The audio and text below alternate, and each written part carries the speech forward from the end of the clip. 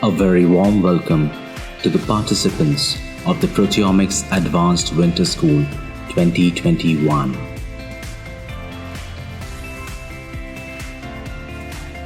Presented by Proteomics Lab, Indian Institute of Technology, Bombay.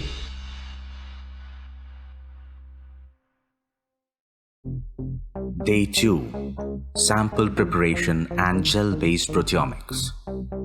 Lecture 3, Gel-Based Proteomics. The first lecture I'll be talking about broadly gel-based proteomics, which involves, as the name says, different type of gels. The very basic one is one-dimension gel of SDS page, which we have learned briefly yesterday. But then the two-dimensional gel electrophoresis that involve both the first dimension separation as a IEF, isoelectric focusing, and followed by the second dimension separation using SDS page from the molecular weight based separation. And what are the different steps involved in performing the 2D electrophoresis? Some of these things, many of you might have already done it. So you can refresh your concepts again. But also our main goal for this first session will be to give you more practical tips in terms of troubleshooting. If things don't work, then what should be done, so that if your labs are actually gearing up to set up more experiment based on the gel-based proteomics, I think you can try to then benefit from these interactions. In the afternoon sessions, after the tech talks, I'll talk more about the advanced gel-based methods, especially the difference in gel electrophoresis DIGE, how that has really overcome many of the challenges of artifacts from the 2D gels. And we will have some of the lab sessions to demonstrate you the activity in the lab. And finally, I'll give you some flavor of the applications which can be performed on gels.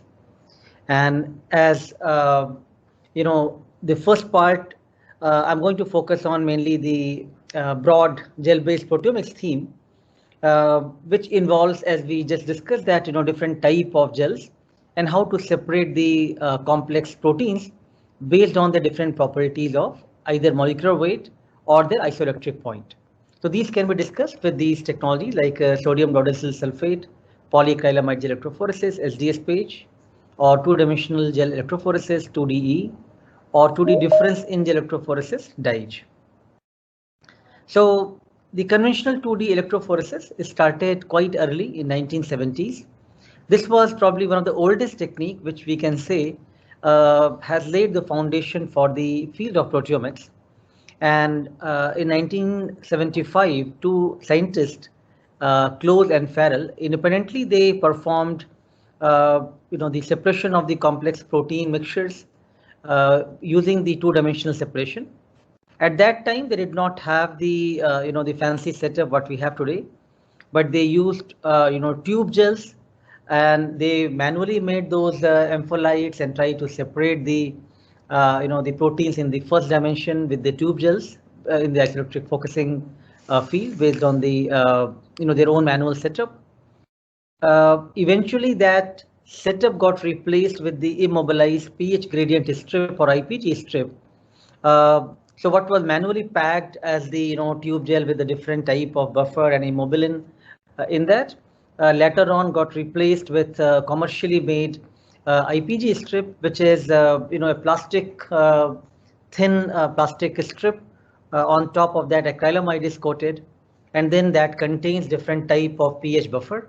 So if you take IPG strip of 3 to 10 pH, that will have different pH buffer from 3 to 10. So the proteins are going to separate on the IPG strip, immobilized pH gradient strip, and that innovation really happened quite late, especially in 1990s, when a German scientist, Dr. Angelika Gorge, she made the IPG strip, which really overcome many limitations of the conventional tube gel-based first dimension separation of the 2DE.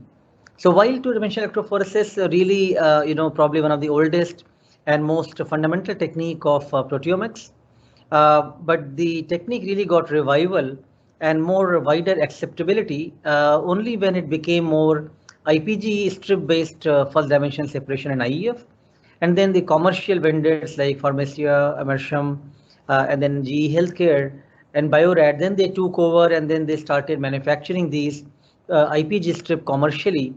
And that really made it much more widely applicable and acceptable, because now people can do these type of proteomics work with more confidence. So broadly, the first dimension separation of the protein happens on these type of strip, which is known as IPG strip. For doing that, you are keeping your IPG strip, along with that the protein is there, and you keep them in the isoelectric focusing unit, IEF unit.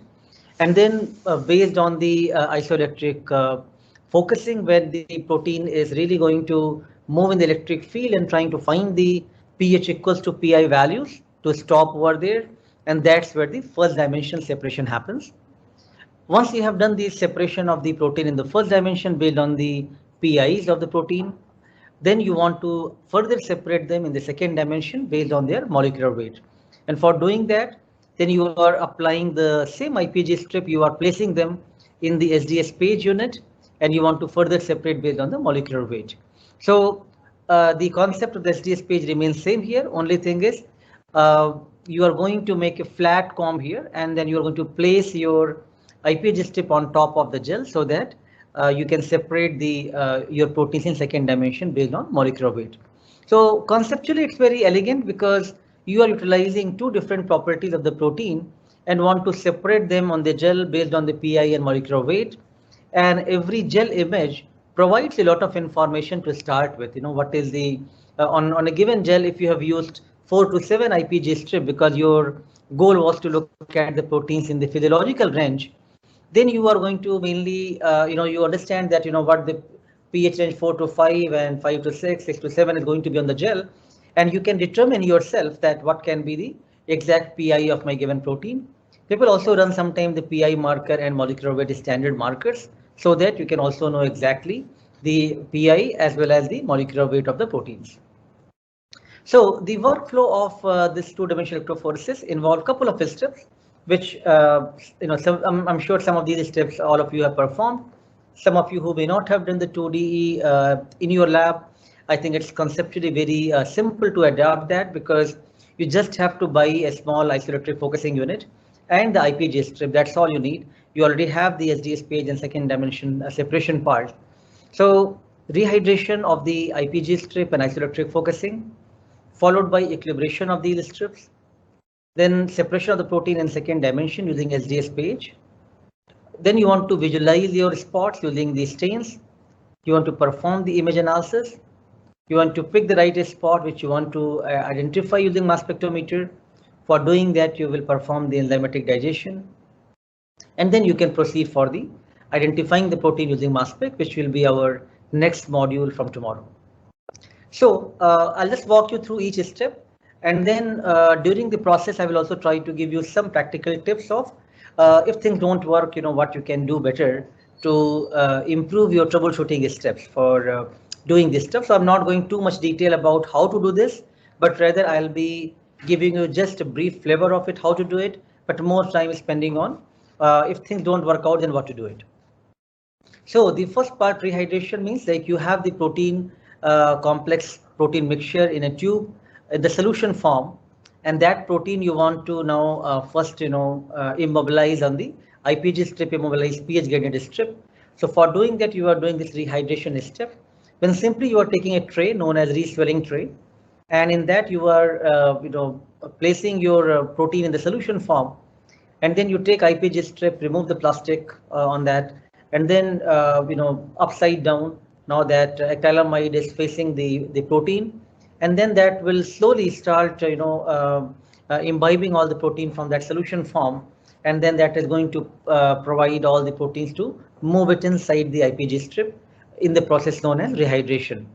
Now there could be different ways of doing the rehydration. A very simple way of doing rehydration is passive rehydration, where you are just simply in the evening around 4 or 5 p.m. you are keeping the tray, putting your protein, laying that IPG strip on top of that, allow for 1 hour so that you can place the tray lid on top of that so that protein is not evaporating.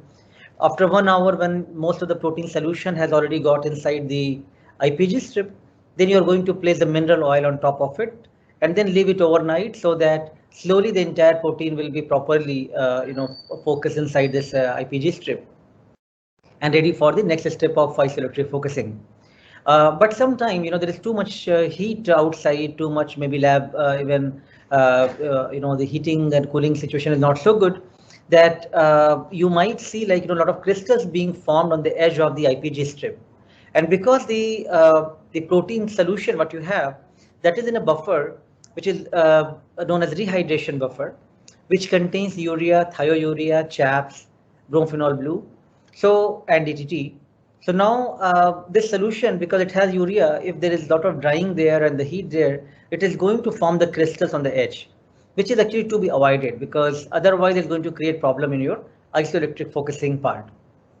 So therefore, there are different things people try out.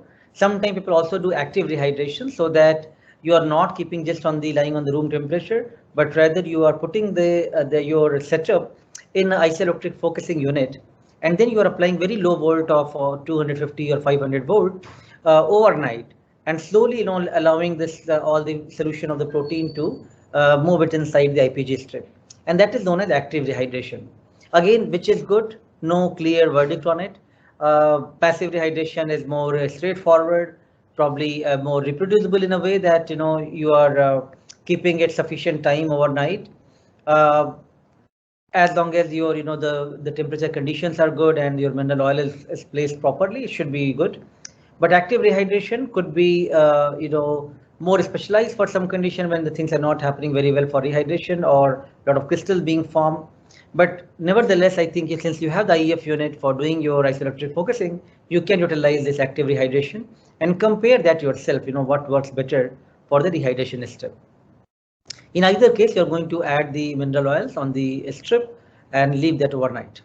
So then once you have done this step, you will drain out the mineral oil from the IPG strip, and you are going to place them in the isoelectric focusing unit. When now let's say we are taking this 3 to 10 pH strip, and the proteins are moving in the electric field, and they are trying to find the right pH when they are going to stop. And when they find the pH equals to their isoelectric point, then they are going to get a stop over there, no net charge is being observed. So let's just get a visual sense of how to perform isoelectric focusing in the lab. Isoelectric focusing. This process involves two major steps: rehydration of the IPG strips and focusing of the rehydrated strips. IPG strip rehydration. Clean all the apparatus thoroughly before use to avoid any contamination. Add the reconstituted protein sample in a well of the rehydration tray. Then remove the IPG strip from its cover and place it carefully in the well. IPG strips are used for separation of proteins based on their isoelectric point.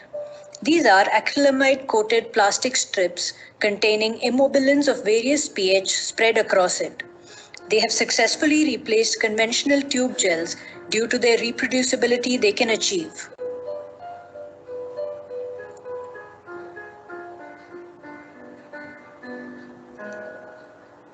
After around 30 minutes, pour some mineral oil over the strip to prevent it from drying up.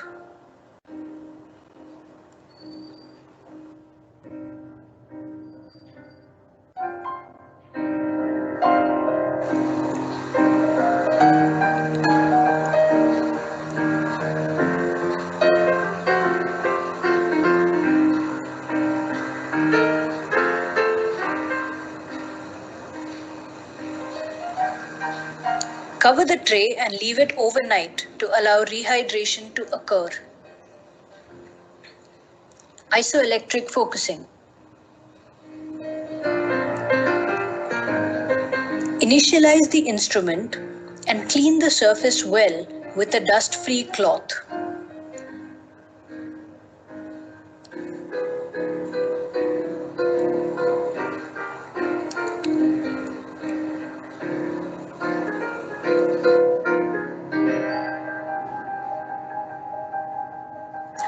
Place the focusing tray on the instrument and ensure that it is properly balanced.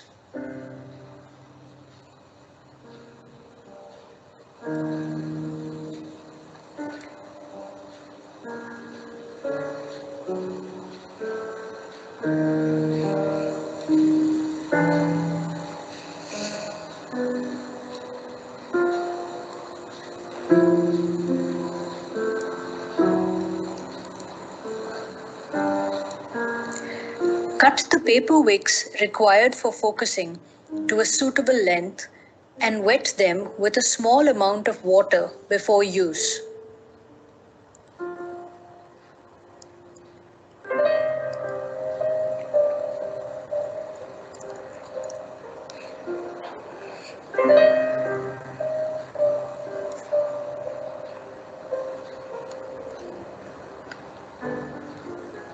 Carefully remove the IPG strip from the rehydration tray and drain out any excess oil by blotting it on a tissue paper.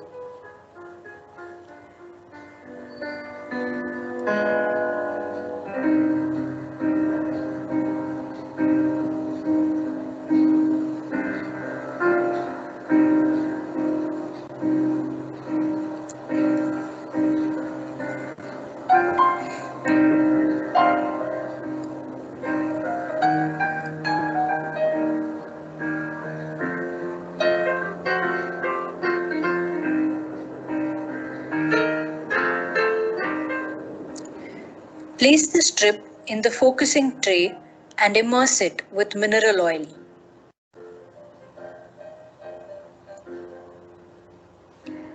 Then, place the two wicks at either end of the IPG strip, followed by an electrode at each end.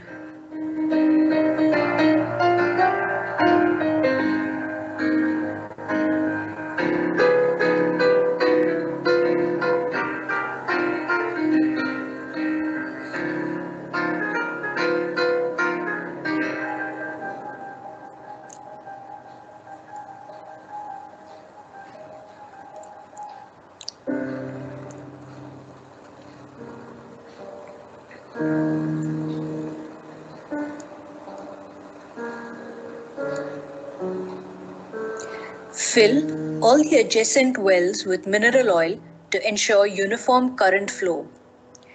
Then, input the desired protocol on the instrument software along with details of strip length, pH range, and number of strips and start the focusing process. The voltage time curve will appear based on the protocol that has been set.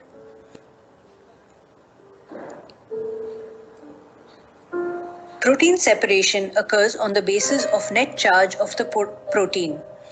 Proteins will migrate along the strip and come to rest at a point when their net charge becomes zero, known as their isoelectric point.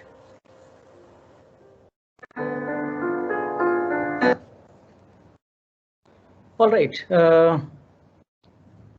So, most of the time when you are doing this experiment, you will start with the default settings, which is already given in the IEF unit, and you will start focusing your IPG strip.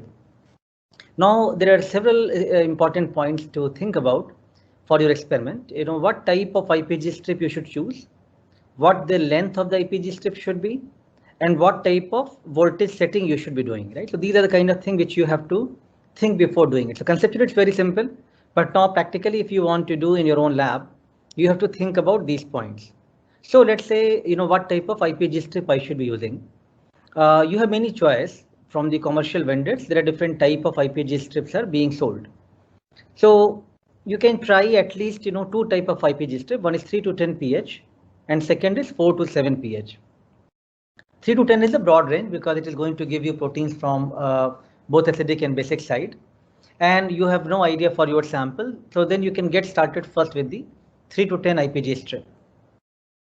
Once you start seeing like, okay, most of the proteins are probably within the physiological range, then you can zoom into 4 to 7 or 5 to 8, depending on where you want to get better resolution to be obtained from the proteome.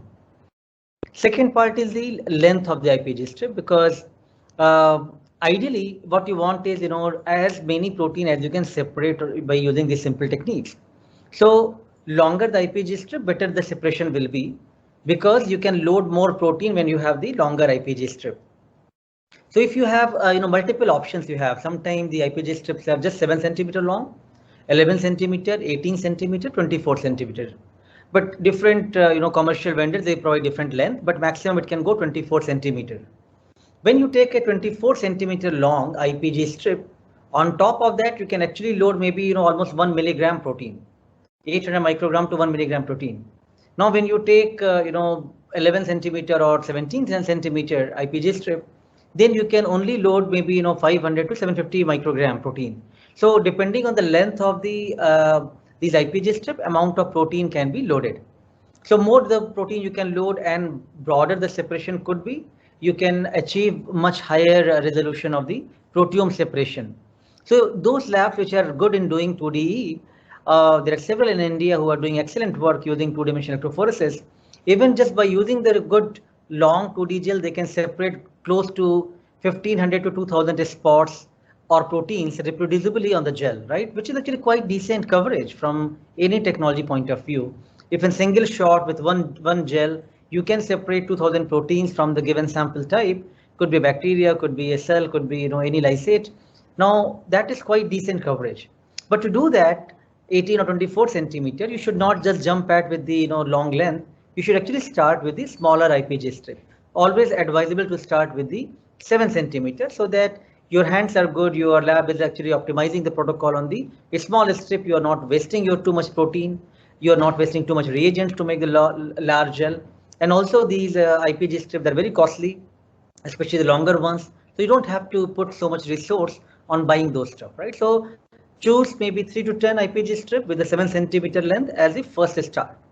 And for doing that, you hardly need to load 100 to 150 microgram of protein on the small 7 centimeter IPG strip. So once you have done that, you are doing rehydration and then proceeding for the isoelectric focusing.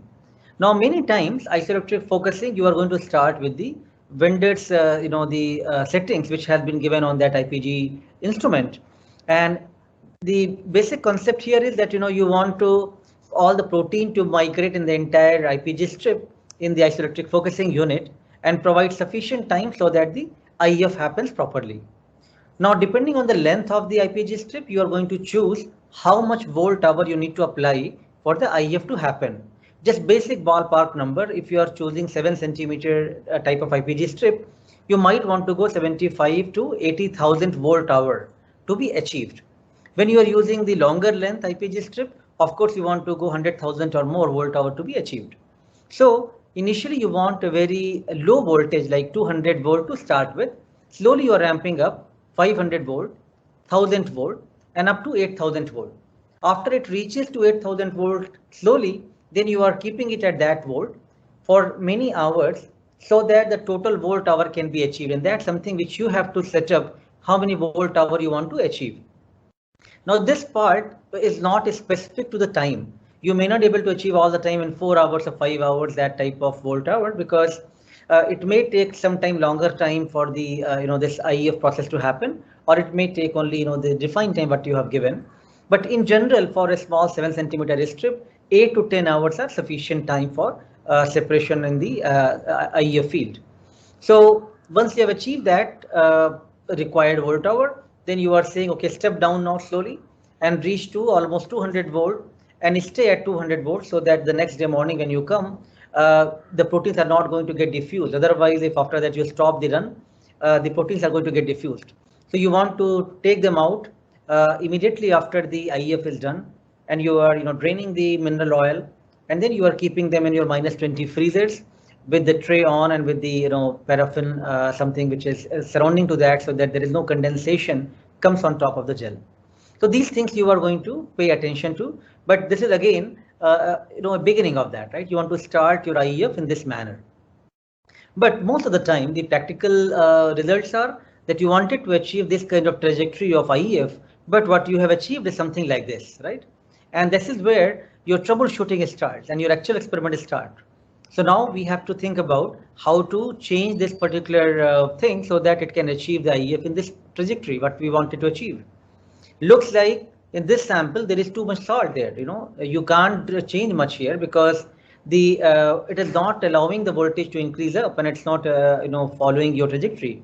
So you have to, of course, you have done so much work already. You have done protein extraction, rehydration overnight, then you have done the IEF, and now you are going to lose your entire experiment. So you will give some effort, right, to try to revive that. So for doing that, you can take out the IPG strip, pause the IEF, drain the mineral oil, clean the edges from the wicks, just the clean tissue paper, so that if there's any urea crystal or something has been formed, that can be removed.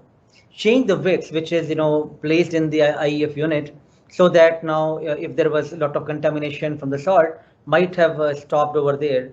And then many times good practices, keep a new tray ready, which is a clean tray, and now place this IPG strip in the new clean tray with the new wicks. Again, place mineral oil and try to give a shot and see whether now slowly it can reach to your increased voltage.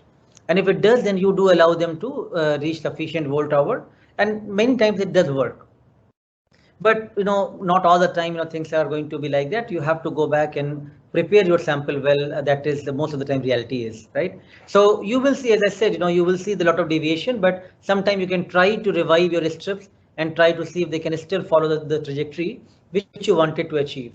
But once in a while you will see this kind of drip is happening in between, like it has reached slowly up. You felt happy that now I can go home and relax overnight. IEF will happen properly, but when you monitor next morning, you saw there was a lot of dip and stuff happened there. So you can run this gel and see, but you might find that because of some nucleic acid contamination, the IEF was trying to happen, or there was probably some sort of carbohydrate or sometimes lipids, some of these kind of small interferences there, not too much salt. So the IEF is happening, but there is some interferences there from the sample which is affecting my IEF to happen. And that's where I can see a lot of these kind of wiggly pattern. So you should run the gel and try to make observations from the gel and see, like, okay, is there protein spots are very diffused. I can see a lot of patches, a lot of smears, and those could be indicators of the other contamination, especially nucleic acid. So what I'm giving you idea here, not that how IEF works, that all of you know by now, but how to overcome the problems when IEF does not work, right? And that's where the actual experiment starts, because most of the time things don't work well. So you have to then place a lot of your optimization at this stage. And that's where I'm saying small IPG strips are actually good to try out these things, because you can do troubleshooting on them without losing too much of your protein. And once you've optimized, then this protein sample is very good to work. Now I can take this entire thing forward for the larger strips, and then I can use the long strips of 18 centimeter or 24 centimeter to next steps. This is what the small tips are, which I hope you can try out. Again, I already mentioned a couple of small points, that you can change the wicks, add the fresh wicks, which are the paper, small thick papers which are kept on the edges of the IPG strip near the electrodes. Clean the edges of the IPG strip so that you can remove the salts and crystal. Clean the tray thoroughly. Sometime even extending the initial low voltage for longer time might help, because that can remove at least some small trace of the salt. And it may happen that they use what settings you want to try out may not be provided in the default setting. You can try changing the whole setting as well.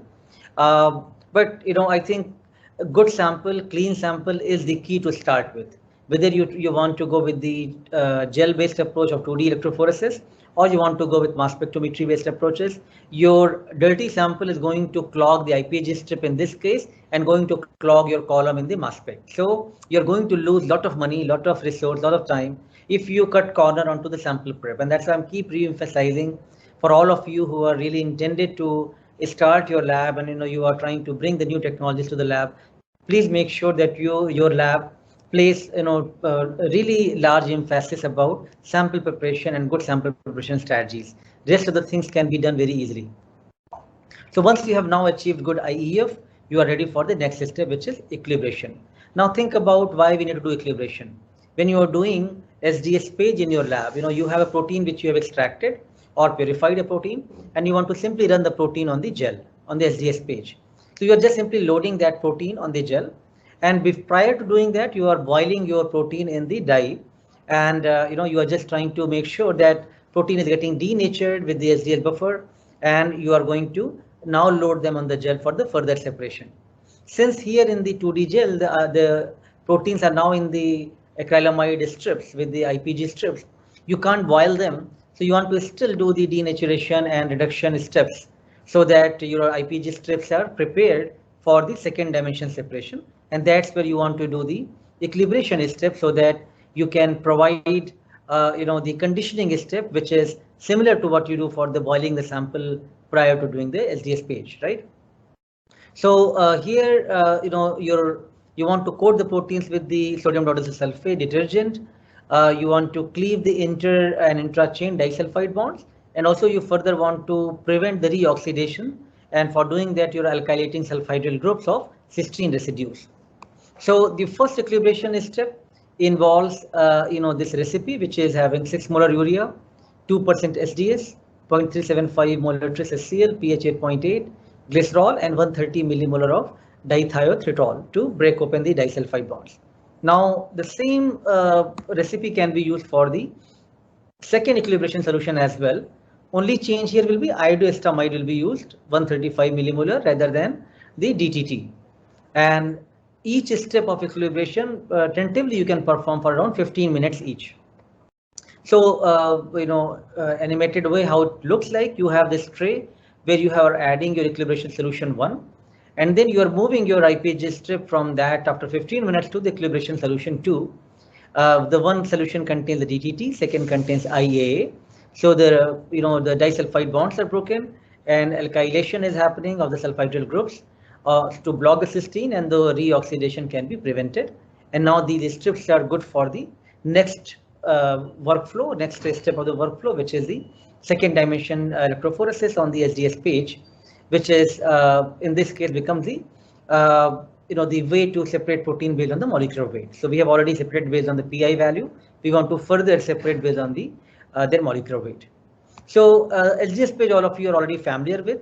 It is one of the most widely used common molecular biology technique. Every lab does some work at least on the proteins and have this kind of units. Here you are adding the detergent sodium dodecyl sulfate, which is negatively charged. You are boiling the protein, as I mentioned, when you are only taking the protein for the SDS page analysis, you are boiling the protein with SDS and thiol agents like beta mercaptolithanol. But when you are doing the 2DE, then for preparing the strip, you are doing the equilibration strip. So if you are just doing this SDS page, you are going to monitor this kind of pattern on the gel, which is you can find out what is the molecular weight of my given protein by using the standard molecular weight of the known proteins. And when you are going to do the two-dimensional electrophoresis, now you will see the spots because the proteins have already been separated in the first dimension on the IEF, and now in the second dimension they will be separated based on the molecular weight, so they will look like the spots. So let me show you briefly the lab steps how to perform these equilibration and SDS page. This involves assembly of the gel apparatus, gel casting, equilibration of the IPG strip, followed by placement of the IPG strip on the gel and protein separation. Assembly of gel apparatus and gel casting. Clean all the components of the gel assembly thoroughly with water and dry them with paper towels.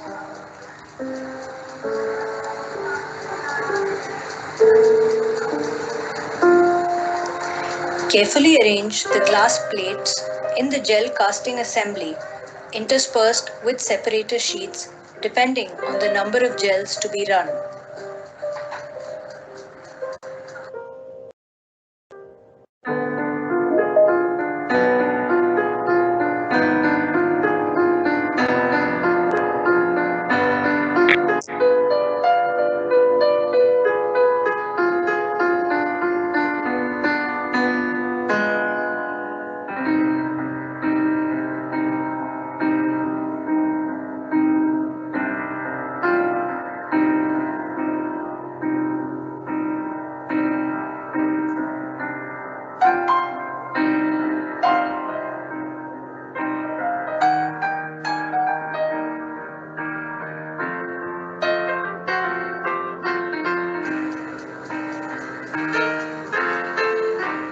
Assembly should be tightly packed such that there are no leaks.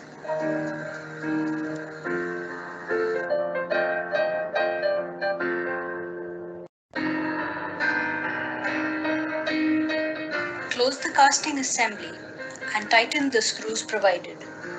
Prepare the gel casting solution consisting of acrylamide, bisacrylamide, tris chloride, SDS, APS and timid and pour it with the help of a funnel into the central channel of the casting assembly. APS acts as a free radical generator while timid functions as a catalyst for the polymerization reaction. Ensure that the solution spreads evenly such that the top edge of the gel is uniform. Allow the solution to stand for polymerization to occur and spray a solution of SDS across the top to ensure that the gel does not become dry. Equilibration of IPG strips.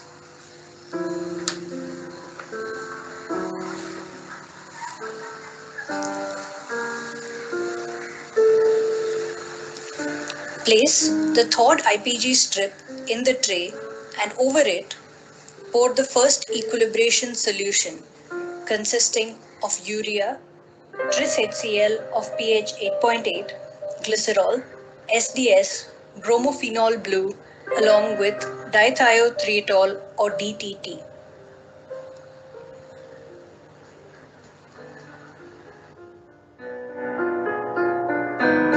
Place the assembly on a mechanical shaker for 10 minutes. The dithiothrietol enables cleavage of all disulfide bonds present in the proteins on the IPG strip.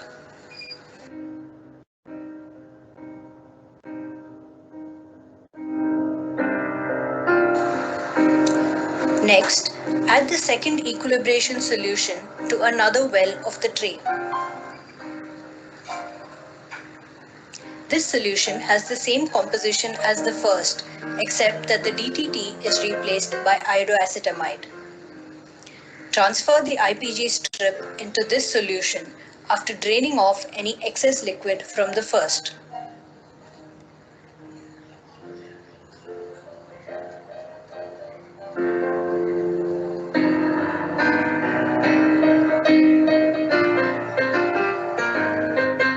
Again, place the assembly on the shaker for 10 minutes.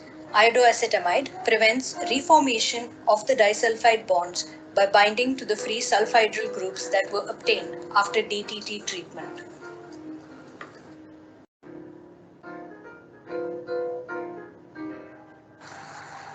SDS page. Drain out the excess liquid of the second equilibration solution from the IPG strip using a tissue paper.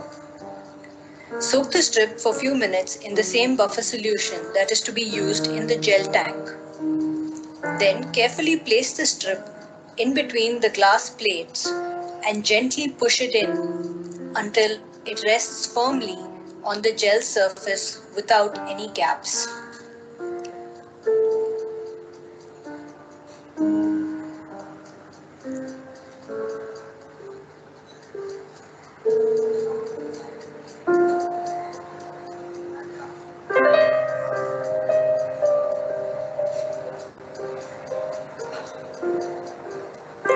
Place the filter paper containing the molecular weight marker beyond the positive end of the strip. Then pour the lukewarm agarose overlay solution over the strip to prevent the gel from drying up.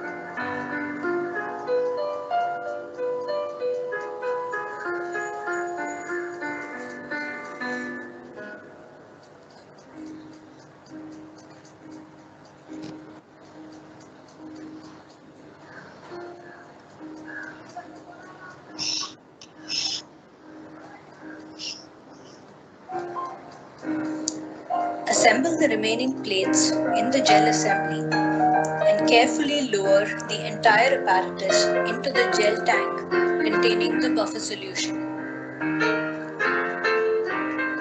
Ensure that the buffer level does not rise above the mark indicated.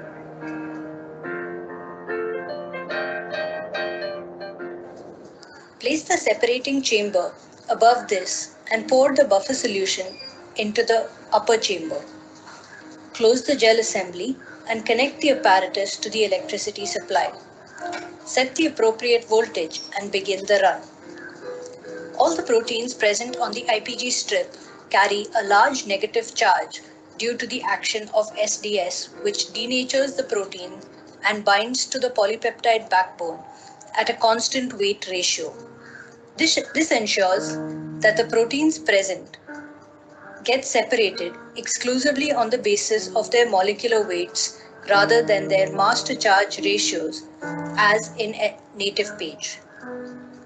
The proteins having lower molecular weights have high mobility and migrate further through the gel pores, while the high molecular weight proteins remain closer to the point of application. This allows efficient separation of the proteins. All right, so once you have done these two separation, first dimension, equilibration, and second dimension, then you want to visualize your gels, that what spots I am able to separate. And so far, whatever you have done is all virtual. You can just imagine a transparent gel, and you're hoping that there will be thousands of spots on the gel. But unless you visualize them with the stain, you can't say for sure what you have got. So conventional stain, which is very stable and cheap, is Kumasi Brilliant Blue, which most labs are already having, which can be a starting point to use. But if your sample, for example, you're using cerebrospinal fluid or some other type of, the secretome, some very low abundant proteins, and your overall yield was not very good, so do you want to probably use some of the sensitive stain like silver stain to still able to see the spots on the gel. Cypro Ruby is another very stable and sensitive stain. If the goal was to really look at, with the protein with very high sensitivity and also with the quantification to be kept in mind, then cyanine dyes can be used, which we will talk in the subsequent series when we talk about the dye-etch technology. If the goal was to also look at a specific modification, then sometimes people use ProQ diamond for the phosphorylation and Cypro Ruby for the glycosylation. So here, you have many choice which you can use for visualizing your gels. I'll just show you a common one shown, which all of us already use in the lab using the Kumasi Brilliant Blue. Gel staining and destaining.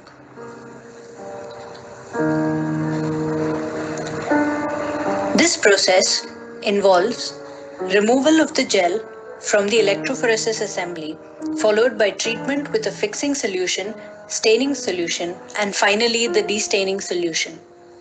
Gel removal and protein fixation. Soak the gel present between the glass plates in fresh distilled water to remove any bound SDS. Pour the fixing solution containing methanol and acetic acid into another tray. Open the glass plates and carefully remove the IPG strip from the gel.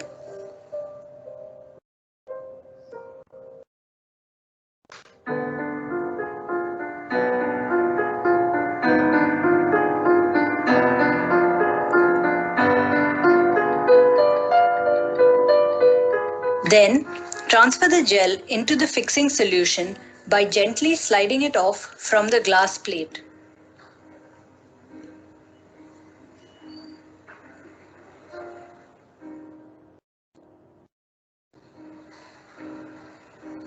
Place the tray on a mechanical shaker for an hour to ensure that the protein spots get fixed onto the gel, thereby minimizing any diffusion. Gel staining. Transfer the gel carefully into another tray containing the Kumasi Blue staining solution and place it on the shaker to ensure uniform contact of the gel with the solution. The negatively charged Kumasi dye interacts with protein through ionic and other non-covalent interactions, thereby staining them with a blue color.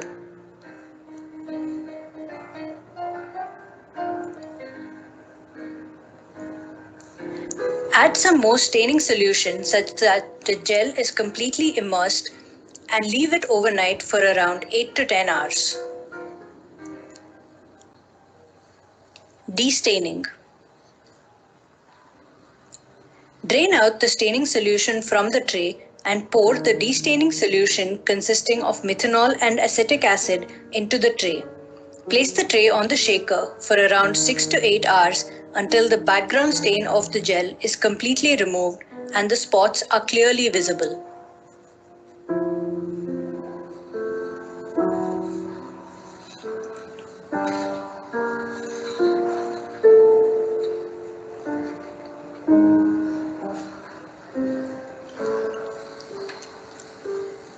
Another commonly employed technique for visualization of protein bands is the use of a silver staining solution. In this procedure, the gels are first treated with a fixing solution, followed by the silver stain, and finally with a developing solution where the silver ions get reduced to metallic silver by an alkaline solution of formaldehyde and sodium carbonate. The dark protein bands can be viewed well against a light background.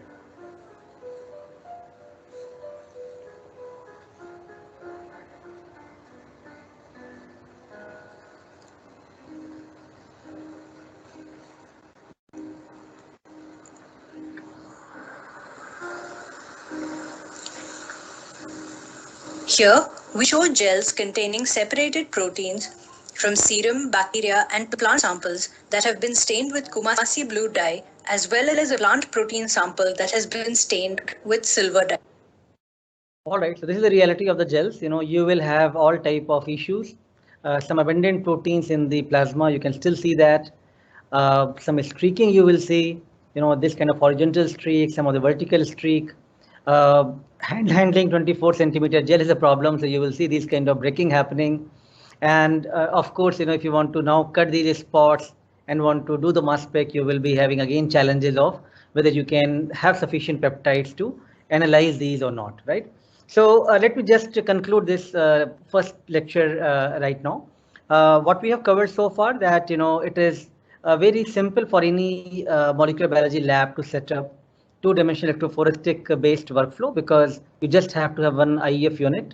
You're already having HDS page setup, and by using different type of stain, you can visualize the spots, which is showing, every spot is showing what is the PI value and what is the molecular weight. Because if I have used 4 to 7 pH here, I can know like it can be around 5 pH, and this could be around 70 kilodalton protein. So every spot, two properties are already seen just visually on the gel. And now if you want to take this forward and you want to compare what happens to my healthy versus disease samples, then you have to do a lot of image analysis. So that's something which we'll talk in my next session when at 12:30, when we will take from here that how to analyze the data from two-dimensional electrophoresis, and also how to overcome some of the challenges and limitations that people face in the 2DE and make it more quantitative using two-dimensional difference in electrophoresis. So that's all for this session. Thank you everyone. To get started, I'll stop this sharing this session right now. If you have any question, please write in the chat box. I'll be happy to respond you there. I've slightly exceeded my time, so Dr. Ravi must be waiting for his next lecture. So with this, let me stop this session, and please do write your question. As I said, any question which you want me to